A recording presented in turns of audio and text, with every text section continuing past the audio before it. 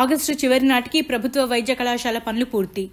నల్గొండలో నూతన ప్రభుత్వ వైద్య కళాశాల భవనాన్ని ఆగస్టు చివరి నాటికి పూర్తి చేసి ముఖ్యమంత్రి యనమల రేవంత్ రెడ్డితో ప్రారంభిస్తామని రాష్ట్ర రోడ్లు భవనాలు సినిమాటోగ్రఫీ శాఖల మంత్రి కోమటిరెడ్డి వెంకటరెడ్డి తెలిపారు. నేడు ఆయన జిల్లా కేంద్ర సమీపంలోని ఎస్ఎల్బీసీ కాలనీ వద్ద నిర్మాణంలో ఉన్న ప్రభుత్వ వైద్య కళాశాల పనులని జిల్లా కలెక్టర్ సి నారాయణ రెడ్డితో కలిసి తనిఖీ చేశారు. అనంతరం మంత్రి మాట్లాడుతూ ఉస్మానియా, గాంధీ, కాకతీయ తర్వాత ఎక్కువ మంది రోగులు వస్తున్న నల్గొండ ప్రభుత్వ ఆసుపత్రికేనని అన్నారు. ఈ వైద్య కళాశాల పూర్తయితే విద్యార్థులకు ఎంతో వీలుగా ఉంటుందని అన్నారు. ఇప్పటి వరకే 95% పనులు పూర్తయ్యాయని, బాలికల వసతి గృహం సెప్టెంబర్లో పూర్తవుతుందని, పనులలో నాణ్యత ఉండాలని ఆయన ఇంజనీరింగ్ అధికారులు, కాంట్రాక్టర్ని ఆదేశించారు.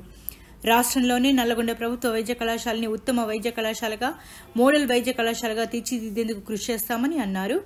నర్సింగ్ కళాశాలకి 20 కోట్ల రూపాయలు మంజూరయ్యాయని, నర్సింగ్ కళాశాలను సైతం ఇదే క్యాంపస్లో నిర్మించనున్నట్టు వెల్లడించారు. ఈ కార్యక్రమంలో కలెక్టర్ సి నారాయణ రెడ్డి, ప్రభుత్వ వైద్య కళాశాల ప్రిన్సిపల్ తదితరులు ఉన్నారు.